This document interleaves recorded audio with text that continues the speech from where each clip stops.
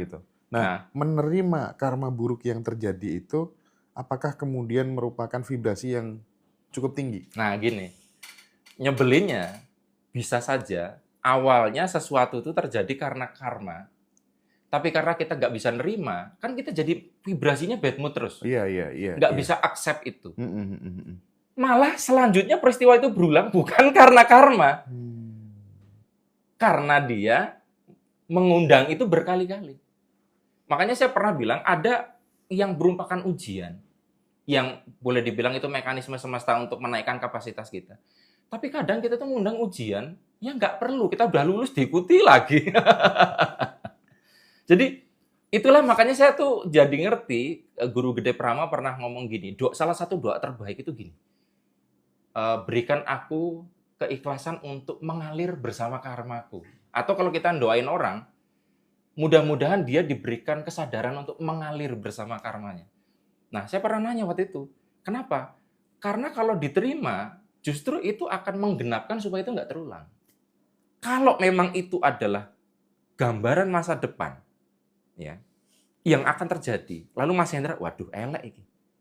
Lalu Mas Hendra berusaha canceling, tadi kan? Aku tak ngubungin siapalah, entah ustadznya, entah gurunya, entah orang yang punya otoritas. Lalu dapat input dari situ. Pertanyaannya, bisa canceling nggak? Tergantung, sekali lagi. Kalau memang intuisi itu adalah warning, itu bisa di-cancel. Tapi kalau itu karmik, Mas, cuman ngasih tahu, Mas. Kalau di-warning kan, Hendra, besok sebelah sana itu ada cegatan loh. Kan kita bisa menghindar. Tapi kalau kalimatnya gini, Hendra, besok kamu kena cegat polisi. Itu kan kalimatnya statement. Bukan warning. Mas Hendra mau kemana pun kena. Berarti apa? Kalau memang itu adalah karmik yang harus dijalani, ya siap-siap menerima. Tapi sekali lagi Mas Hendra, kalau belum terjadi, jangan pernah mikir gitu.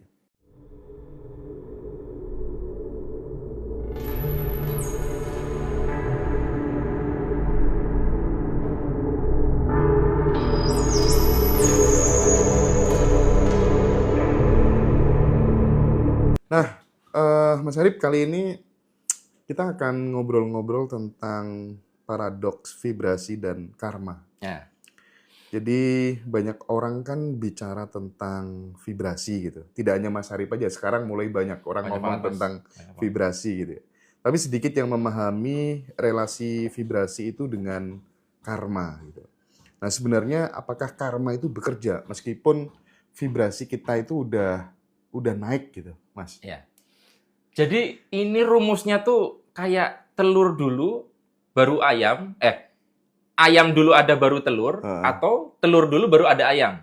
Jadi gini, kalau dalam pendekatan ilmu vibrasi, realita itu disebabkan oleh sebab-sebab faktor yang kita ciptakan kan, Mas. Misalnya Mas Hendra itu mengakses pikiran yang benar, perasaan yang benar, tindakan yang benar, menciptakan hasil. Betul. Ya kan? Kalau tindakannya salah, pikiran salah, emosi salah, hasilnya bisa salah.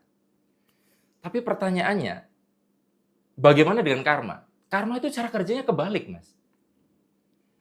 Kalau dari perspektif vibrasi, hasil itu ditentukan oleh kita. Tapi dalam perspektif karma, hasil itu memanggil kita untuk menuju ke situ. Sehingga kita itu didrive untuk menciptakan faktor-faktor yang ke situ. Gini, misalnya, Mas Hendra itu kalau di dalam ilmu vibrasi, kalau happy, kalau kita pikiran-pikirannya positif, itu kan akan menarik keberuntungan. Betul. Betul ya? Betul. Tapi pernahkah di satu waktu, kita tuh sudah happy, sudah semua faktor terpenuhi untuk menciptakan keberuntungan. Lah kok dilalah? Ada kejadian tidak enak. Kan nggak konsisten dengan ilmu vibrasi. Iya. Bahkan seringkali kita lihat, ada orang yang jatuh di tebing, meninggal. Sebelumnya tuh happy, dia selfie. Itu secara hukum vibrasi nggak masuk loh. Dia kok happy, kenapa kok sial? Nah, ketika sebuah hasil tidak bisa dijelaskan pakai perspektif ilmu vibrasi, maka yang bekerja adalah karma. Ya kayak misalnya gini, ketika Mas Hendra itu pakai pendekatan vibrasi, bisa saja getaran Mas Hendra yang bersumber dari hati mengundang orang untuk menipu Mas Hendra. Tapi cara kerja karma itu kebalik. katakanlah Mas Hendra pernah punya karma di masa lalu atau di kehidupan sebelumnya. Lalu Mas Hendra harus bayar itu. Maka semesta itu akan mengkondisikan Mas Hendra tanpa disadari. Yang biasanya berpikir positif, yang biasanya berpikir baik-baik, hari itu error. Ya memang dikondisikan supaya memicu hasil itu. Nah, terus pertanyaannya, ketika kita ngalamin kejadian, ini itu karena vibrasi kita atau karena karma? Pertanyaannya. Jawabannya nggak tahu, Mas. Terus gimana cara kita untuk memandang fenomena ini? Benar. Saya lebih setuju bahwa sebelum sesuatu terjadi, kita harus melihatnya dari perspektif vibrasi. Supaya kita semangat untuk menciptakan faktor-faktor terbaik loh, Mas. Iya. Karena kalau Mas Hendra mikirnya sudah karma, alah, mau gimana-gimana ya pasti akan ke situ. Akhirnya tidak ada upaya. Makanya, terus gimana Mas taunya ini karma atau vibrasi? Pokoknya vibrasi aja dulu. Kalau kejadian tidak sesuai, yaitu karma. Walaupun realita aslinya, Mas, karma dan vibrasi ini bekerja bersamaan. Karena tidak ada satu hukum semesta yang bekerja sendirian. Kan kompleks banget, Mas. Jadi, semacam operasi matematika itu semesta itu tidak hanya bekerja dengan penjumlahan, yo pembagian, yo kurang-kurangan. Iya. Gitu. Terus, Mas, kalau misalnya udah kejadian nih, kita misalnya ada peristiwa yang kita anggap itu sebagai karma. Ya. Terus kita mencoba untuk menerimanya. Ini karmanya baik atau buruk? Saya lupa. Buruk. Karma itu ada karma baik, ada karma buruk ya. Buah karma baik, buah karma buruk. Ini yang saya sampaikan buah karma yang buruk. Buruk ya. Terus kemudian si orangnya, misal kita sendiri gitu, menerima gitu. Nah, menerima karma buruk yang terjadi itu, apakah kemudian merupakan vibrasi yang cukup tinggi? Nah, gini. Nyebelinnya bisa saja awalnya sesuatu itu terjadi karena karma. Tapi karena kita nggak bisa nerima, kan kita jadi vibrasinya bad mood terus. Iya. Nggak bisa accept itu. Malah selanjutnya peristiwa itu berulang bukan karena karma. Karena dia mengundang itu berkali-kali. Makanya saya pernah bilang ada yang merupakan ujian. Yang boleh dibilang itu mekanisme semesta untuk menaikkan kapasitas kita. Tapi kadang kita tuh mengundang ujian yang nggak perlu. Kita udah lulus diikuti lagi.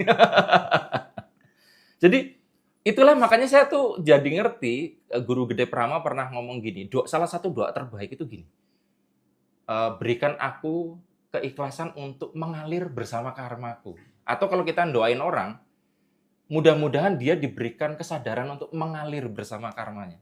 Nah, saya pernah nanya waktu itu, kenapa?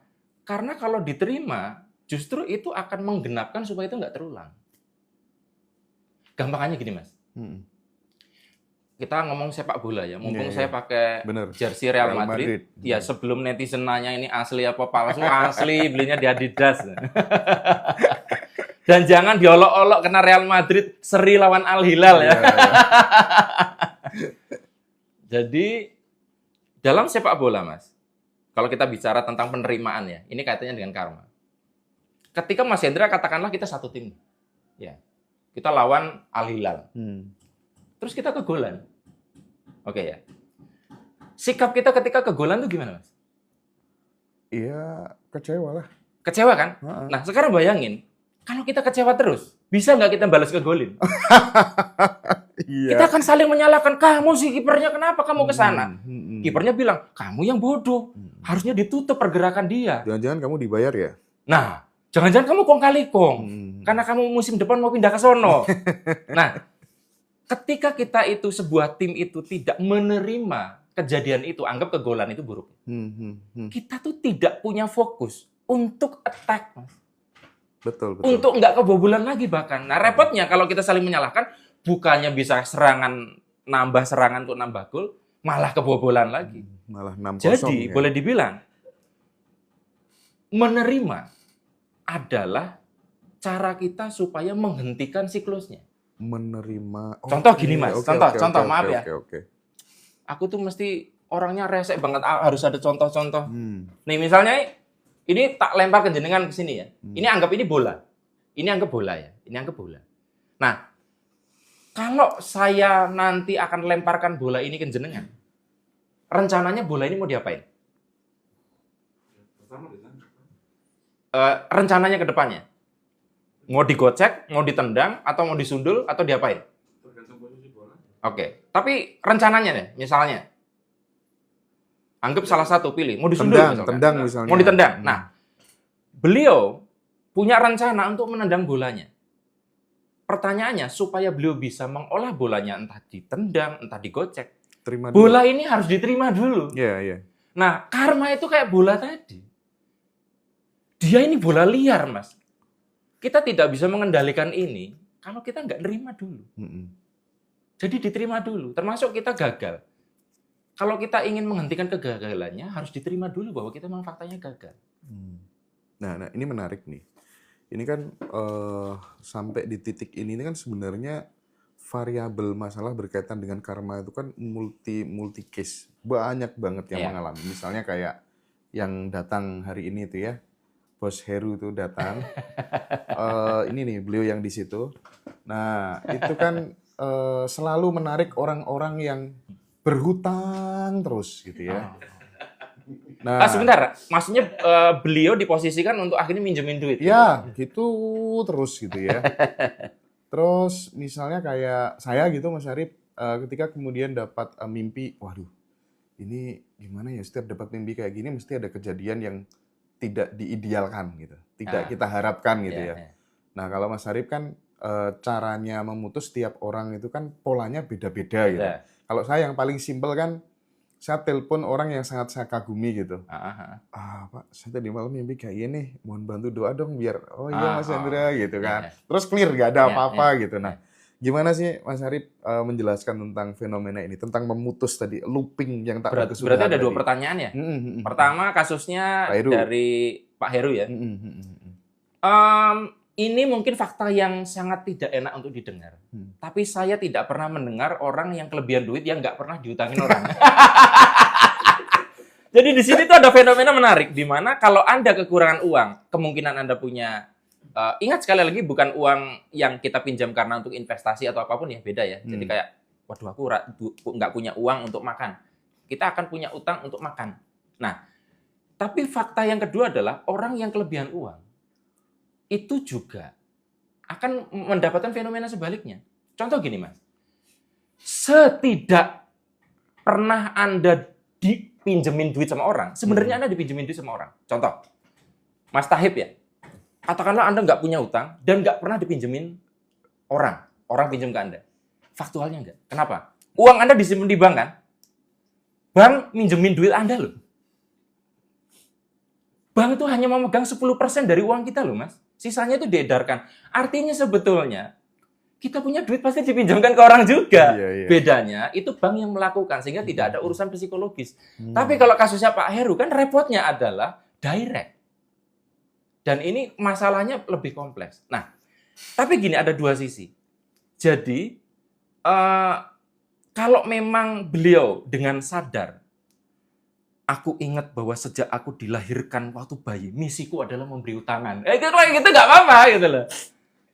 Nah, tapi kalau akhirnya setelah disadari, kok lama-lama aku menderita ya? Maka di situ artinya ada ketidakseimbangan. Jadi saya meyakini penderitaan itu muncul karena ketidakseimbangan. Nah, ketidakseimbangannya apa? Kadang ada orang yang akhirnya itu merasa bahwa kalau nggak minjemin itu jadi salah gitu loh. Kan orang yang pinjem itu, Mas, awalnya itu minta tolong, lama-lama kan jadi kewajiban, Mas. Kamu tuh kewajibannya bantu saya gitu loh. Gitu. Nah, sekarang pertanyaannya, ini dua perspektif, Mas. Kalau kita hitungannya dari pahala yang jenengan lakukan, Pak Heru lakukan, mulia sekali. Tapi dari sudut pandang pemberdayaan diri, itu nggak selalu bagus. Contohnya apa? Saya dulu. Dulu saya tuh orang yang tukang ngemplang, Pak Heru. Pinjam sana, dan ini ke teman, ya ke lembaga keuangan dan sebagainya. Teman-teman saya terlalu baik minjemin saya, sehingga saya kecanduan untuk berutang. Sehingga setiap kali saya nggak punya uang, otaknya nggak pernah kreatif. Karena diputar terus loopingnya adalah utang ke teman. Sampai suatu ketika, teman baik saya, yang biasanya membantu saya, Ketika saya datang ke rumahnya, saya dimarahin habis-habisan. Bayangin, aku dekat sama Mas Hendra, terus dimarahin orang terdekat kita. Itu shocking banget. Antara terluka sama kaget. Kenapa ya orang sedekat dia kok marah sama saya? Nah, sejak itu, saya tuh baru sadar ada yang salah dengan diri saya. Nah, sejak itu pula saya berhenti utang. Artinya, orang kayak saya, kalau nggak ketemu teman saya yang marah-marah, itu saya nggak berhenti dari kebiasaan itu. Nah, jadi pertanyaannya kalau kita bilang, kenapa saya itu dulu kecanduan utang? Ya karena kebaikan teman-teman saya ini.